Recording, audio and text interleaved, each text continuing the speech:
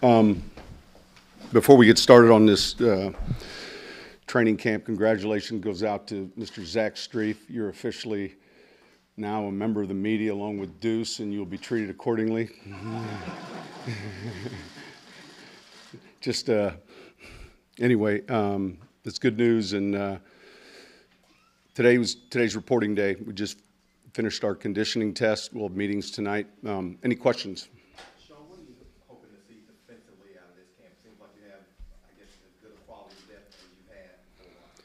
Yeah, I mean, I think like in every camp, you know, you're wanting to accomplish a handful of things. You know, the improvement in areas we felt like we weren't as strong in a year ago, and then that being said, the competition within the position groups, there'll be a number of guys, you know, competing for jobs and also competing for playing time. All of that, you know, begins to take place here, and there is that sense of urgency because you know you're getting ready to move into the padded practices and very soon preseason games.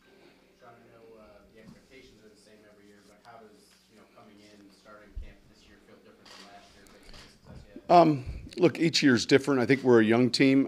That's exciting. Obviously, you know, when the season ends the way it does, you have a bitter taste in your mouth. You know, you're having some success, and yet, you know, it ends in a tough fashion. But I think, look, there's a process that's involved. You hear coaches use that word a lot, and I think it's very important as really we begin the process of building and putting together the 2018 team. Given the fact that you are a little bit young, how important is the role that some of the veterans you sign will be, like Kurt Coleman, Demonto Shrug, things like that? I think real important. I think every time when we sit and go through the opportunity to sign a player, you know, we talk about a vision, and not only is there a vision for that player on the field, but you know, from a leadership standpoint, what kind of teammate we think that player will be. Those things as well begin to take place, and already have begun to take place in the off-season program. But I do think, you know, any good team that you've been a part of usually has good leadership. Sean, speaking of the off-season program, and now you mentioned the conditioning test, was Drew where you expected him to be? Was he like? Yeah, he was in great shape. As usual, you know, there's a certain schedule, routine, if you will, that he pays close attention to, and it served him real well. You know, we've talked about it. It seems each year, just with regards to nutrition, you know, sleep, conditioning. You know, he's a very scheduled person, and so, you know, when he's away from the building, that he's coming back in fantastic shape. So, yeah, he was outstanding today. Sean, you guys have added Terrence West and Shane Green.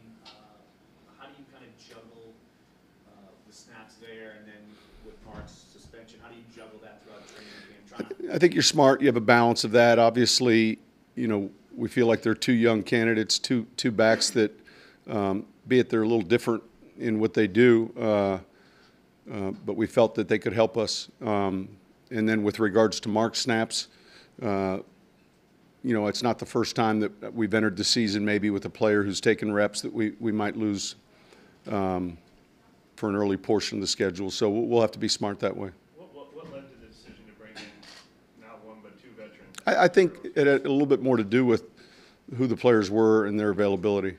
You know, both do things. Shane's got a lot of versatility. He's someone that we feel like is very good in protection. Also, he's a very good receiver. With Terrence, you know, you see a physical runner. So both of those players, you know, we felt like would help us. Sean, some of the changes you guys have made in the front office year two with these coaches, is this as settled and stable as you felt during the season in a while? Look, these years run together, so you know, we don't really keep track each year of changes, whether it's to a coaching staff or there's always an attrition sometimes, if you will, whether, you know, a scout leaves for a promotion, a coach leaves for a promotion. And so each year it fluctuates. I think you're more focused on, you know, who's here and moving forward. Sean, with all the rule changes, are you intrigued like the fans, I guess based on the actual game in preseason, like kickoff and coverage and kickoff return, what's going to come about? Yeah, I think that's going to be, in a good way, an exciting change and a new element to the game that I would say we'll have teams, you know, quickly making adjustments once that begins, and once the preseason games begin, and even the first quarter of the regular season, you're gonna see some things that are uniquely different than we've seen maybe in the last 10, 20 years. I think that's exciting, and it is gonna, you know, put all of us really back to the drawing board with regards to scheme, spacing, with where guys are at. So I'm real interested to see how that unfolds, and hopefully being on the cutting edge and not the studying edge. So with that being said, do you think with this new rule that could keep the kickoff in the game? I do. I think we're hopeful it can, and I think that you know, being on the competition committee for my first year, and you know, the members that were a part of the committee that put that proposal together, I know spent a long time. A lot of thought was given to it, and you know, these were the guys that are coaching special teams or have been coaching special teams, or players that have played in special teams. And so I think the process was very well thought out, and I'm sure there'll be some nuances to it that we'll work through. Anyone go on BP? No, nothing new today to announce. I think you had the two, Brandon Coleman and Daniel Lasco. Yeah, those are the two so far. Cam Barrett, you're going to bring him along kind of slowly? Yeah, there's a group of players that, you know, every year you have a group that had an off-season surgery or an injury. We're real encouraged with his progress. So there has not been any setbacks. So he's going to go and practice, and yet we'll be smart about certain days or certain periods where we can, you know, make sure we're not, you know, overdoing it. But I'm encouraged with where he's at. What about that group as a whole? I mean, it seems like you've got an overload there, and the players who have been here, and then What you group? add wide receivers, Oh. and you add Traquan, and you add Cam Merritt, and it seems like there's Yeah. a lot of guys. That, Look, I think there'll be competition there, no different than any of the other positions. You know, there's some younger players. We have some veteran players as well. And I think that, you know, bring out the best in those guys. Hey, Coach Payton, you've been here since '06, and Gail and Tom have been here the whole way. How different will this training camp be, not seeing Mr. Benson on the sideline with every practice? Well, we already miss him. You know, by now we probably would have, you know, had a few different sit-downs and just chatted. So we'll miss him daily, and yet Miss Gail and leadership in our building have done a great job of really carrying the torch in a fashion that they know he would be proud of. And I think all of us, you know, hold that responsibility and take that responsibility very strongly. So it will be different, and yet Miss Gail is quickly jumped in and been very supportive, and you know, I know she's looking forward to the start of camp and being able to see the fans and interact. But yeah, this will be the first training camp, and hopefully we can make them proud. Sean, when you look at the back and quarterback position, the evaluation, does it hold as much weight when actually doing it in practice as much as the preseason game? As far as, I know you grade every practice, is that, you know, to be fair, when you get the players, so this would be who won this practice, or? Yeah, I think you're taking all the information you can. You're taking the practice, you're taking the walkthroughs, you're taking the preseason game snaps, recognizing sometimes, you know, one player might be in with the second group. Sometimes one of the challenges at that position, if you know, there might be, you need 10 other guys playing well especially in your protection in the preseason, to be evaluated fairly. So all of that will get factored in, and you know, that'll just be another area that we'll pay close attention to, and you know, give those guys enough reps to where we can make, you know, the best decision. We talk all the time, I do at least, of the responsibility and pressure to get the right 53 on the roster, and making sure that evaluation is daily and is thorough, because that's what you worry about as a coach, is the wrong selection or a player who ends up not being on your team and having success somewhere else. You don't want that to. Well, there'd be one. You just hope that there's less of those examples than more of them. But that'd be a great example. And so that you really that's the most important thing we're doing right now, is trying to find the right 53. And we're not trying to do it tomorrow or the next day, but throughout this whole time before we get started. Sean, there's a rumor that you let some of the veterans on the conditioning test have a little bit of a break. Yeah, we had a little a 9-year and above reprieve, if you will. They still did a portion of the test, half of it, and but we waited for Zach. Once Zach left, we decided we were going to – there's all these things that take place when you leave that just – now, Pierre has a beef with, I'm sure, a number of things, you know, and so each year the facility gets nicer. We just finished the addition of the new training room, and that's turned out to be outstanding. So generally, your alumni are never happy with change, because it's something that you can't go back and get. But yeah, so there were a handful of players that basically split the test between them. Is the media allowed to boo you now? Is that a thing? Did that? We're in our early, 12 years. Larry, we're in our early stages here. All right. We're like, there's trees that are unmarked right now. We don't know whose trees those are.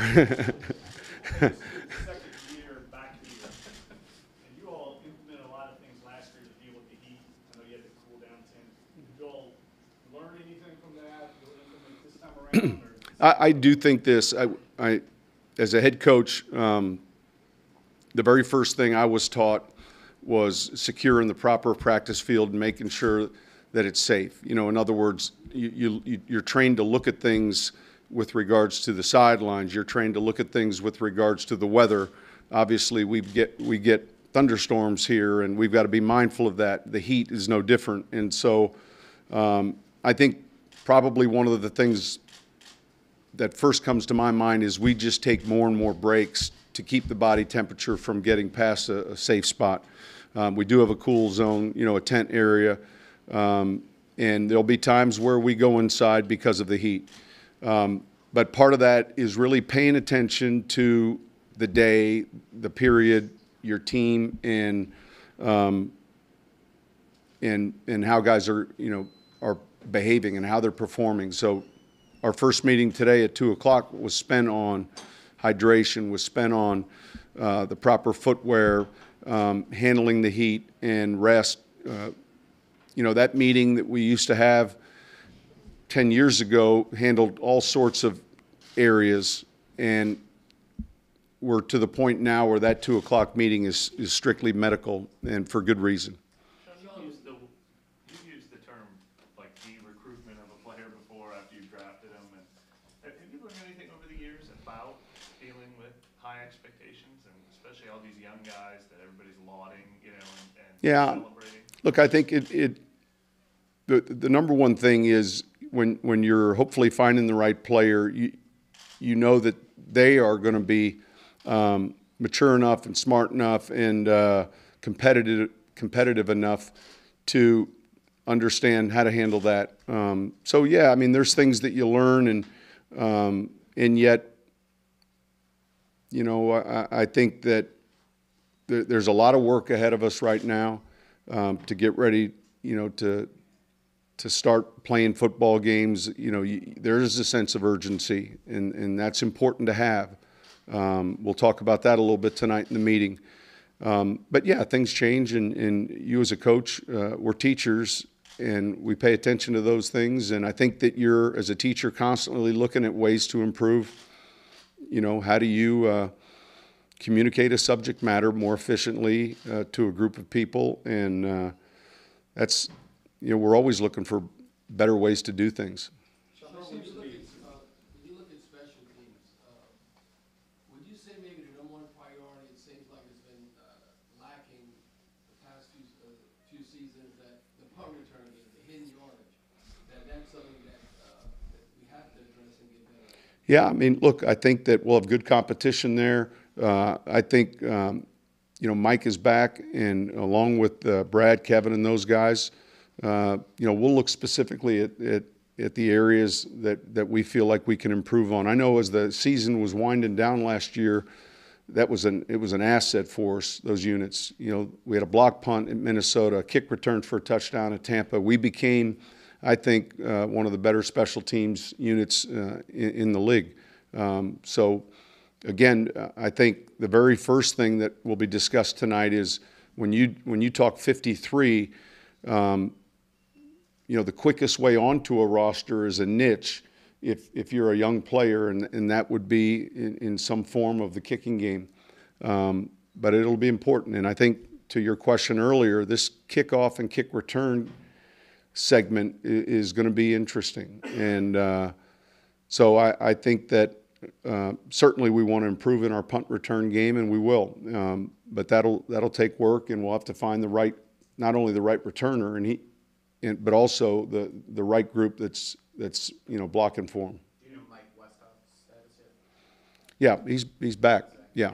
You talked about being on the cutting edge. Did he come back with a notebook full of Well, he had some ideas? pretty intense rehab with the surgery he had. So it's good to see him. It's good to see him in the building, and you know, he'll be an important addition to, and was an important part of what we did a year ago.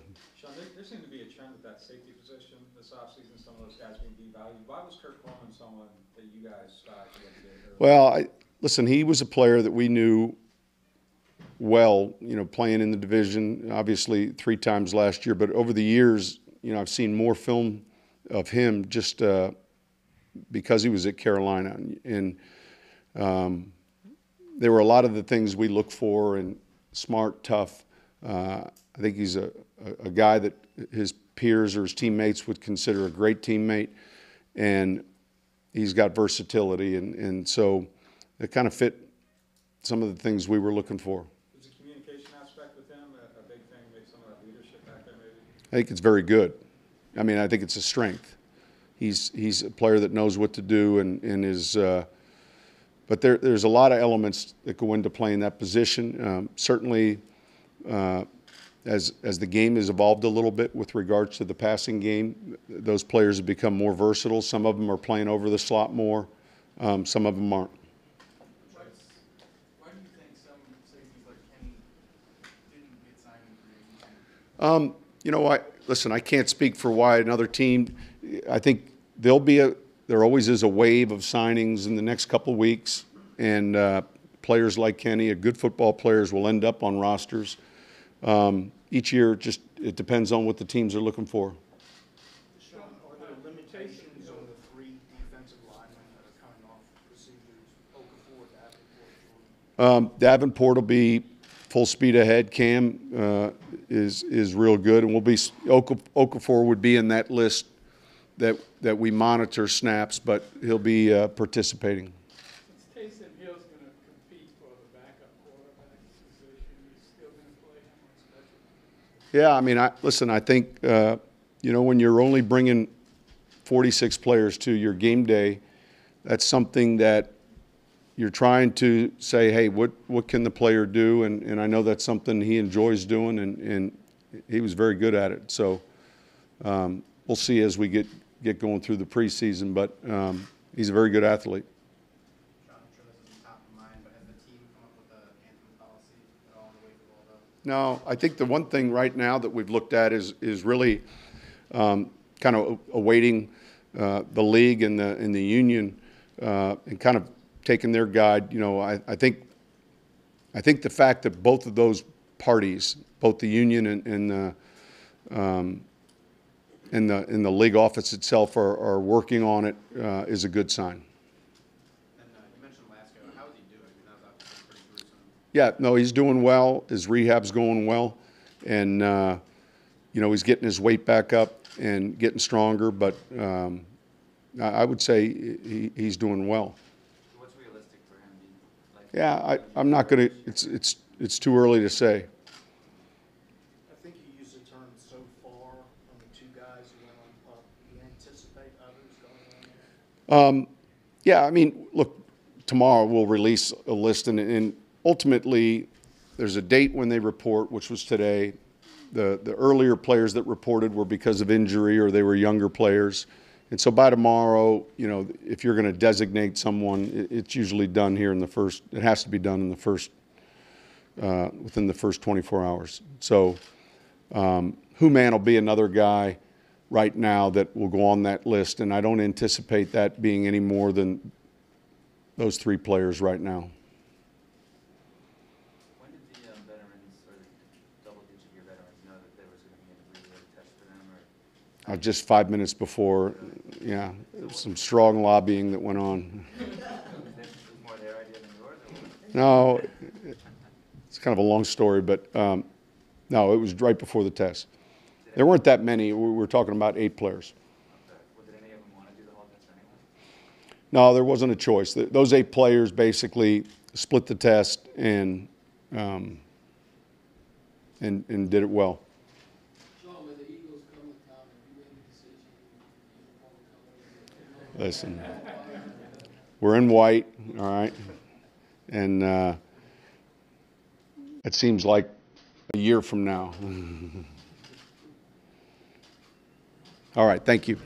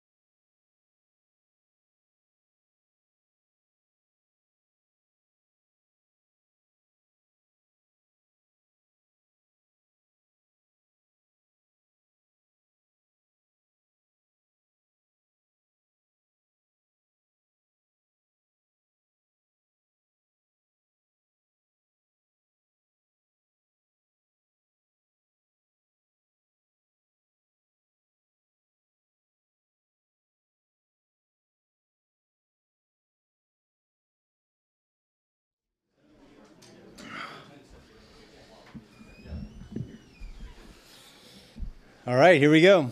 Ready to answer any questions you guys might have? Preferably none. Sean, or, excuse me, Mickey, we were just asking Sean, expectations are the same every year, but, based on the success you had last year, how do you feel different now compared to when camp started last year? Yeah, I think that we probably feel like we have fewer holes. We had a good crop of young players come in last year and contribute, and some unexpectedly. I don't think you ever expect real heavy contributions from first year players like the kind that we got. So I think overall we've got a young team. I mean, we've got a lot of first and second year players along with our rookies, and I'm anxious to see how those guys develop and get better, and so I think we feel good about that. So Mickey, when you look at the number of years that you've done this, is this been the least amount of adversity? I know it was out at the beginning of the season, but it just seems like you look around the league and other teams and what they're dealing with. It doesn't seem like you have that here.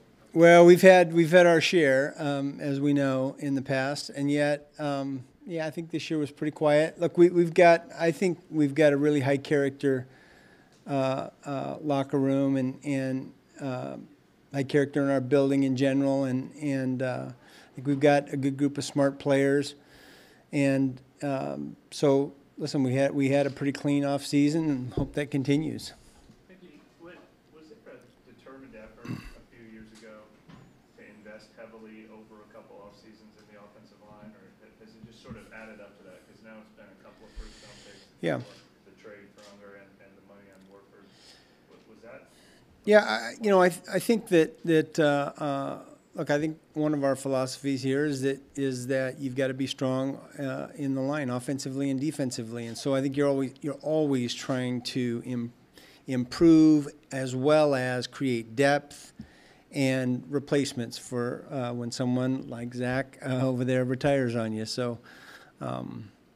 And I think some of that fell to us. Ryan Ramczyk last year, that kind of fell to us, at the end of the first round. So some of it's a little bit of luck and obviously conscious awareness that you're always trying to improve that area of your team and always trying to create depth.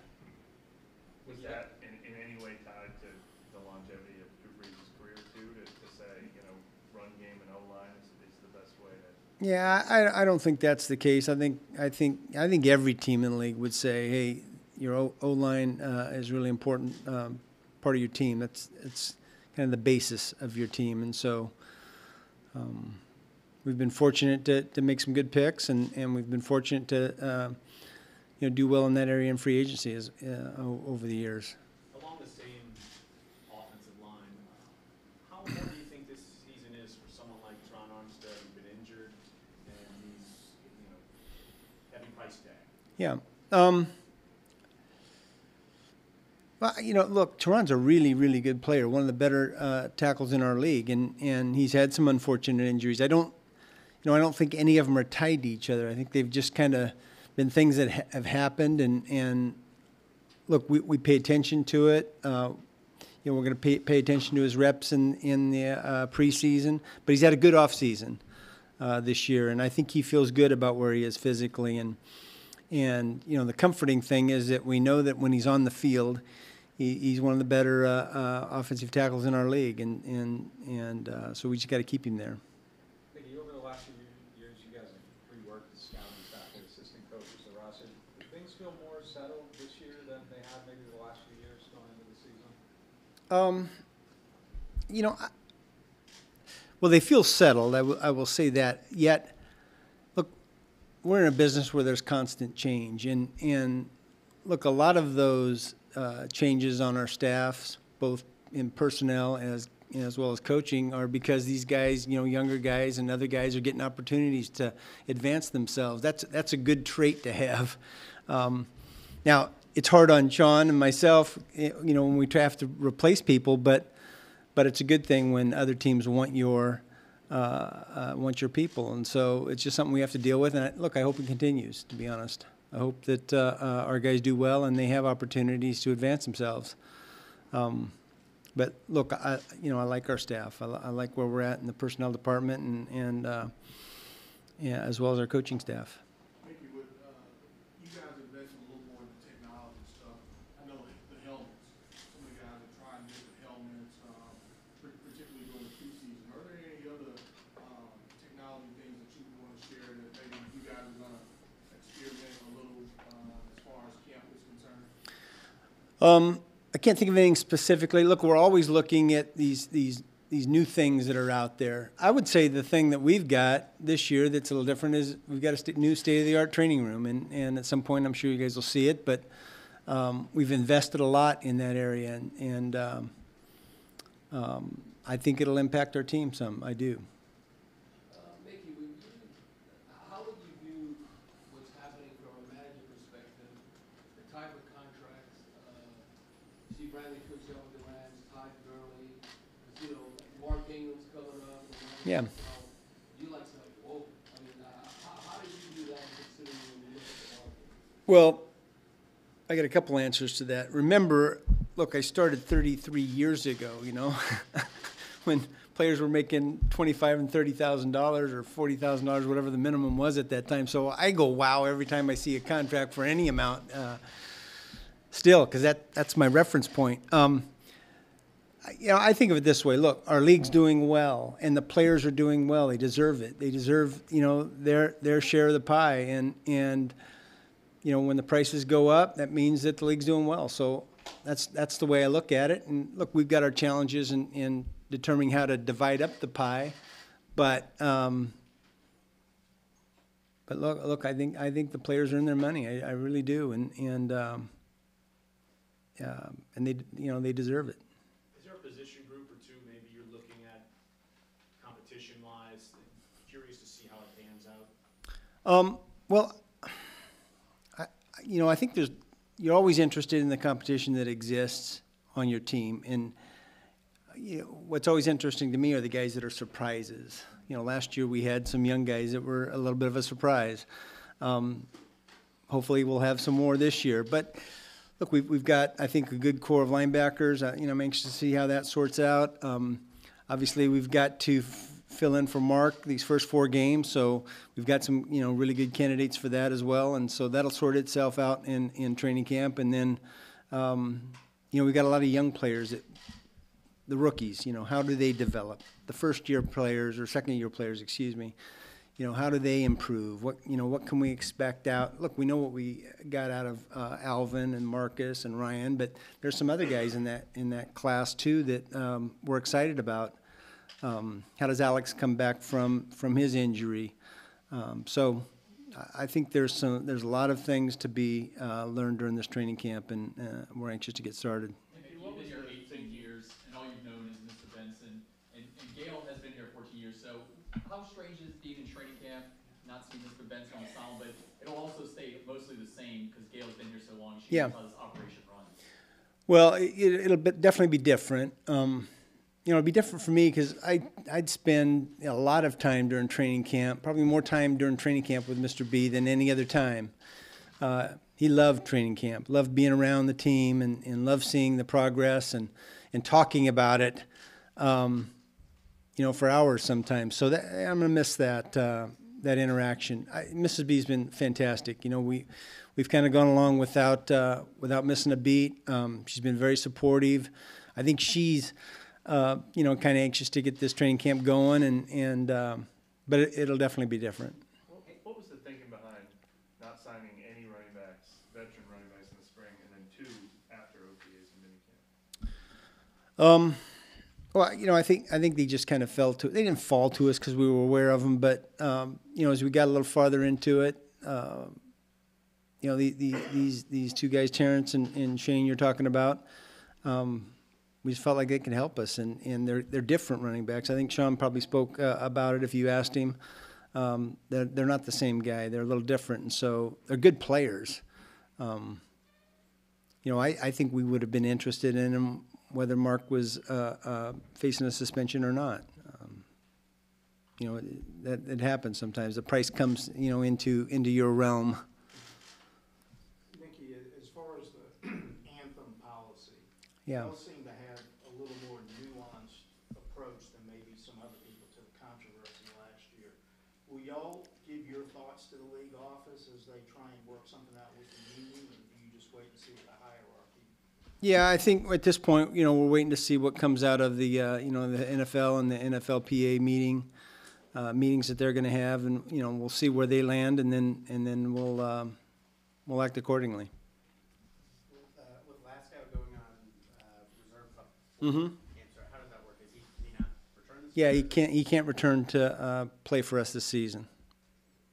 A lot of us, sorry, have been covering the craziness of the NBA and the Western Conference and talking about how great it is. Is it fair to say maybe that the NFC is the Western Conference? Do you remember that 5 teams, this team was competitive at any I don't know that I'd couch it like that, but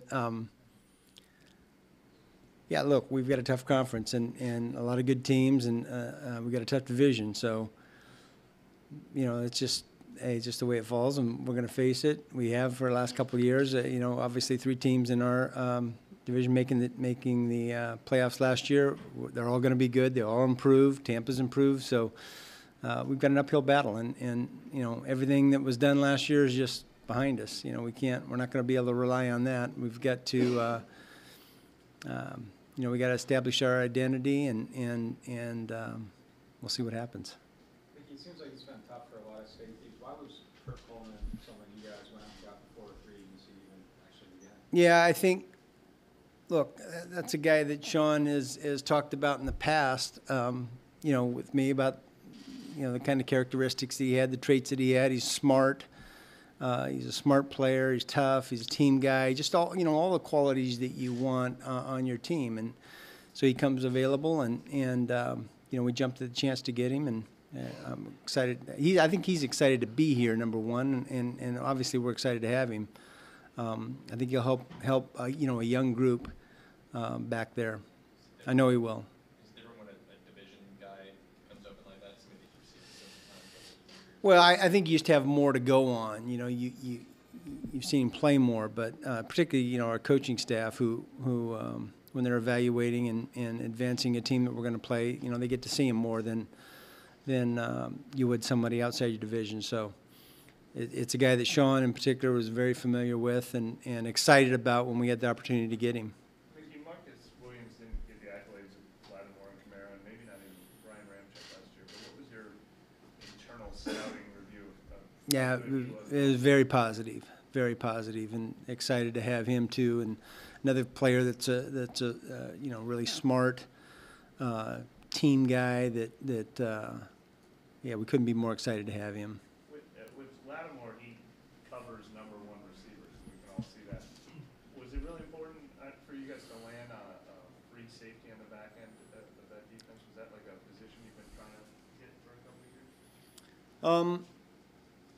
Well, we drafted Marcus last year, so obviously, it's an important position. It's an important position for any team, and twofold. You want a guy that has a lot of range and a guy that can be the quarterback of your defense at some point. And so, I think Marcus can do both of those things for us. This could be another year where you start the season with a different middle linebacker. That's why that's been a hard position to fill. Well, let's see how that shakes out. We're gonna put the best guys on the field, the best 3 guys on the field, and look, I think the good news here is we've got a lot to choose from, and they're all, good players, good leaders, smart, tough. So I'm excited about the group. Probably as excited about the group as we've been in quite a while. Mickey, it seems like since you've been here, if you look at all the positions, the one position that never been a weak link, it seems like the center position. Even when you look at Brian Delapuente in 2011, our offense was unbelievable, #1 by far, breaking records. And now with Max Unger, how important to have that stability again? Yeah, I think Max is one of these guys that's a little bit of an unsung hero for our club. He's and look, the guy next to you can speak to it better than I can, but I think Max is a really good leader in that room, and he's a smart player, tough player. He's seen a lot of things. There's not many things that he hadn't seen, and he can communicate that and settle the group down, and that's been an important piece of that trade for us. He's been a really good player, a really good guy for our team since we've gotten him, and yeah, I'm excited about Max. Plus, he went to Oregon, so I'm doubly excited. In addition to, Breeze getting the receivers out of San Diego, it seems like there have been a bunch of, Saints guys that have gotten together working on the offseason. How much do you pay attention to that? How much do you think that helps? Well, I definitely think it helps. Look, I think that's part of building a team chemistry, and I think that's as important to winning as the talent that you have. You have to have guys that trust each other, that are confident that each guy's going to do his job, and the more time that they can spend together on the field and off the field, that contributes to that. So that's a good thing. What made you confident in Meredith coming off that injury? That sounds good. Yeah, look, that's the medical evaluation. We know the player, and so it becomes a question of the medical, and the reports that we got from our medical staff were positive, and man, he's done a good job of rehabbing, and we like where he's at right now. Is it because of the amount of young players on the roster that you wanted to go out and sign a number of veterans like a Kurt Coleman and bring a guy like Ben Watson back? I don't know that it was specifically tied to that. Look, you can sign what's available in free agency and what you can fit in your cap, and how it, the requirements that you have on your team, and so some of that is just circumstantial. But I think we're looking for smart players. We're looking for guys that are team guys that understand how to win, and as much as their talent. So I think all these guys fit the bill. You mentioned earlier you like seeing the surprises. Does it feel like there's less room for surprises though this year than maybe other years? Yeah, that's kind of what I was referencing, is that I think there is less room for surprises, which is kind of a good thing, but I'd like a surprise or two as well. What about a defensive end off on the other side from Jordan? To what extent do you feel like you know exactly what you have there, and to what extent are you eager to see if something evolves? Yeah, well, obviously we made the trade for Marcus, and we're anxious to see the development of him. But I think Alex is done a good job rehabbing from that injury, and he was having a really good season for us a year ago, and I'm anxious to see that he can get back to that. I think he will.